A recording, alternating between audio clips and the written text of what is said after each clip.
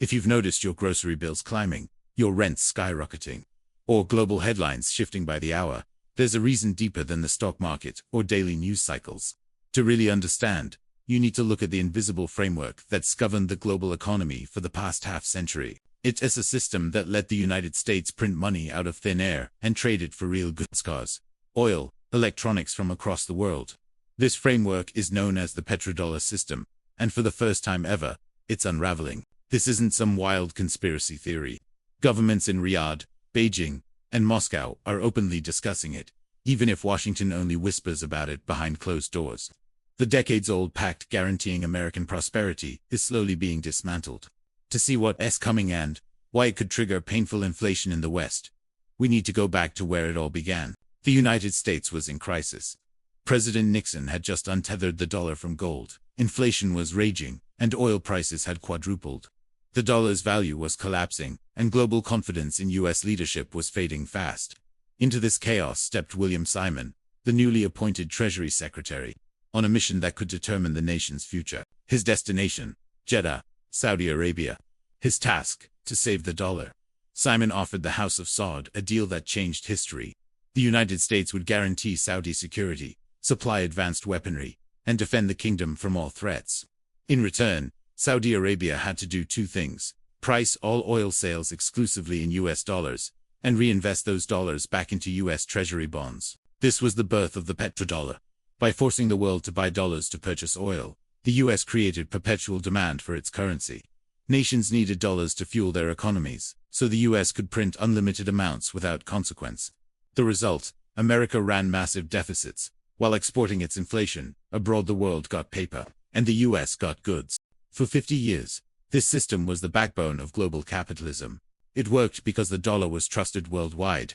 But on February 26, 2022, that trust fractured.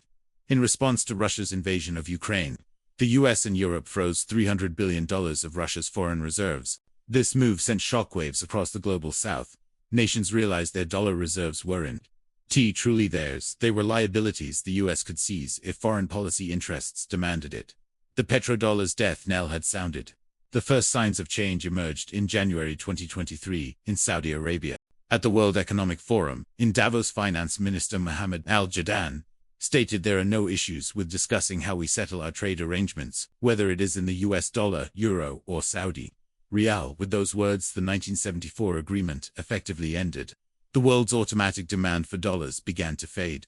The system's dismantling accelerated through a series of global shifts. China's yuan-backed petro-yuan now allows nations to trade energy without touching US dollars. While MBridge, a blockchain-based alternative to SWIFT, lets banks move money internationally beyond US oversight. Russia, Brazil, and other nations are settling trade in local currencies, gradually subtracting demand from the dollar. Meanwhile, central banks are hoarding gold at record rates. China, Russia, Turkey, India, and others are selling us debt and replacing it with physical assets. This signals a strategic shift. They are preparing for a world where the dollar is just one currency among many. For the US, this means the trillions of dollars held overseas could soon return home, creating a massive domestic inflation surge. The era of exported inflation is ending. Imported inflation will hit hard, particularly for Americans living paycheck to paycheck or relying on cash savings. The government's likely response: financial repression. Expect regulations forcing retirement funds and savings into US Treasury bonds, effectively making ordinary citizens the new funders of the deficit. Real assets, farmland, rental property, profitable businesses will serve as hedges against inflation, while those without such holdings will feel the pinch. The petrodollar era is ending, but it's not the end of the world. It's the end of a world built on easy money, cheap imports, and limitless deficits. Gold and other real assets are the exit ramps. The lesson is clear. Those prepared will survive this shift. Those unprepared will face a painful adjustment. And history offers a stark warning. In 1933, during a similar crisis, the US government seized private gold, criminalizing ownership overnight.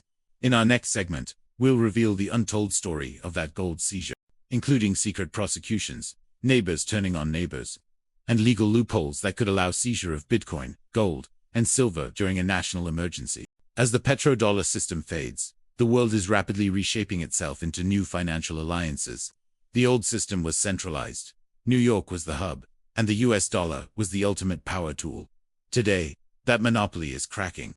The global economy is fragmenting into trade blocs that bypassed Washington entirely. This process, often called de-dollarization, is happening faster than mainstream media acknowledges.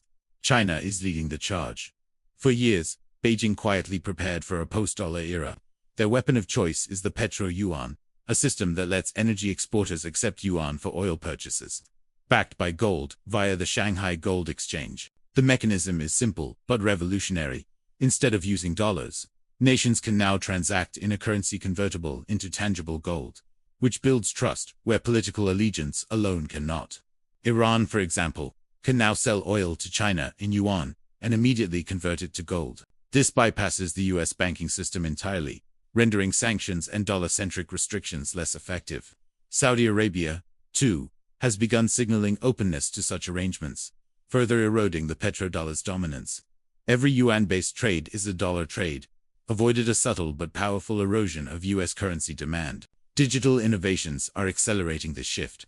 MBridge, a blockchain-based system developed by the Bank of International Settlements with China, Thailand, Hong Kong, and the UAE, allows central banks to move funds directly to one another. Transactions bypass US correspondent banks and are invisible to Washington. Once fully operational, MBridge could neutralize the dollar's weaponization in global finance. Meanwhile, central banks are quietly stockpiling gold at unprecedented levels. In 2022 and 2023 alone, more than 1,000 tons were acquired annually by nations including China, Russia, India, Turkey, and Singapore. Why gold? Unlike dollars or treasury bonds, gold is a neutral reserve free from foreign liabilities. This signals a clear strategy. They're re-hedging against a world where the dollar is no longer dominant. China, in particular, has been reducing its holdings of US treasury bonds from over $1.1 trillion down to below $800 billion. Beijing is selling dollars and buying gold, anticipating a revaluation of the global monetary system. Russia, Brazil, and other nations are following suit, substituting physical assets for paper promises. The message is unmistakable. The era of dollar supremacy is ending. So what does this mean for Americans? When the trillions of dollars held overseas return home, they won't be used to buy cheap imports anymore. Instead, they will chase domestic assets, driving inflation higher. This is the triphone dilemma in reverse. The US exported inflation for decades, but now imported inflation is about to hit. Everyday cost housing, food, services will rise as dollars flood the domestic economy. At the same time, the government faces a conundrum. With foreign buyers stepping back, someone must fund the national debt. That role will increasingly fall to ordinary Americans. Expect new rules for retirement accounts and pension funds, effectively compelling citizens to hold US Treasury bonds.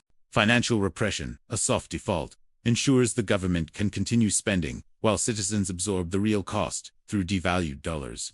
The outcome is stark. Asset owners are protected, while wage earners and savers bear the brunt.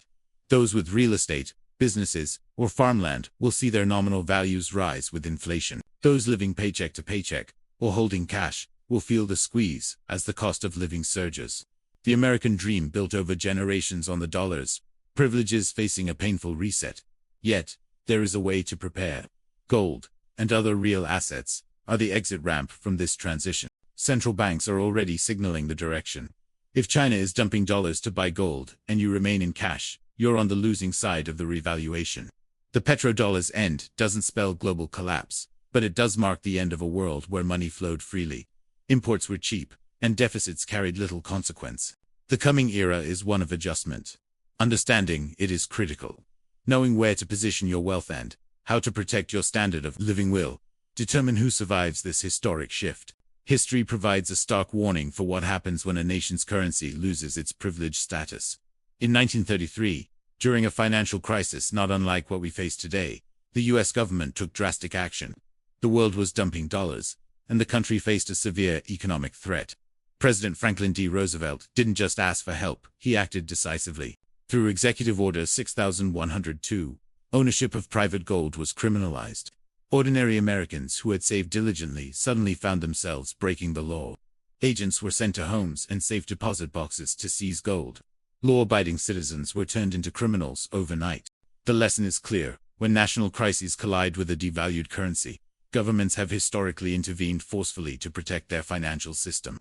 Today, the stakes are even higher. The petrodollar's collapse, combined with record national debt, puts the government in a position where ordinary citizens could again be called upon through regulation, rather than forced to shoulder the burden.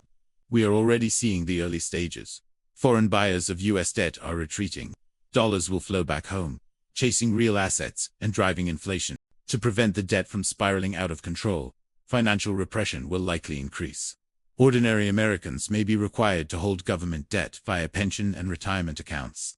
Savings will be trapped, earning interest that doesn't keep pace with inflation, effectively transferring wealth from citizens to the state. The impact on daily life will be significant. Imported goods, energy, and services will remain expensive. Wages will lag behind costs. Households that rely on cash, savings, or paycheck-to-paycheck living will bear the brunt. At the same time, those with fixed-rate mortgages, rental properties, businesses, or farmland may see the value of their holdings rise, offering a partial hedge against inflation. The shift is inevitable. The United States is moving from a world of dollar privilege to one where citizens must compete in a normalized, global economy. So, how can individuals prepare? History and current trends offer guidance. Gold remains a primary safe haven, free from foreign liability and government control. Other hard assets, real estate, productive businesses, and certain commodities offer protection against a declining dollar. Diversifying away from cash and paper promises into tangible value is critical. The central banks of the world have already signaled the path forward. China, Russia, India, and others are rapidly accumulating gold and reducing their dependence on the dollar. They are front-running the inevitable revaluation. Americans holding dollars exclusively are on the losing side of this transition. The end of the petrodollar does not signal chaos, but it does mark the end of an era of easy credit, cheap imports, and a standard of living subsidized by foreign demand for US currency. The era of effortless American prosperity is over. The bills are coming due, and adjustments will be painful. The good news is that awareness is the first step. Understanding these shifts allows you to protect your wealth, your standard of living, and your family's future. Gold, productive assets, and smart financial positioning are the tools that will matter most in this new world. In the next video, we'll dive deeper into the untold story of America's gold seizure, the secret prosecutions, the neighbors who turned in neighbors, and the shocking legal mechanisms that could allow a modern president to seize Bitcoin, gold, and silver during a national emergency. We'll explore what it really means to be safe in a world where money is no longer what it seems. The petrodollar has died in slow motion. The dollar empire is fading. What remains is a choice: prepare or face the consequences. This is the story of a changing global order, and your place in it. Hey everyone! If you enjoyed this video and want to stay updated with more insights on finance, make sure to subscribe to my channel, Financial Coin, and don't forget to hit that bell icon so you never miss our latest videos.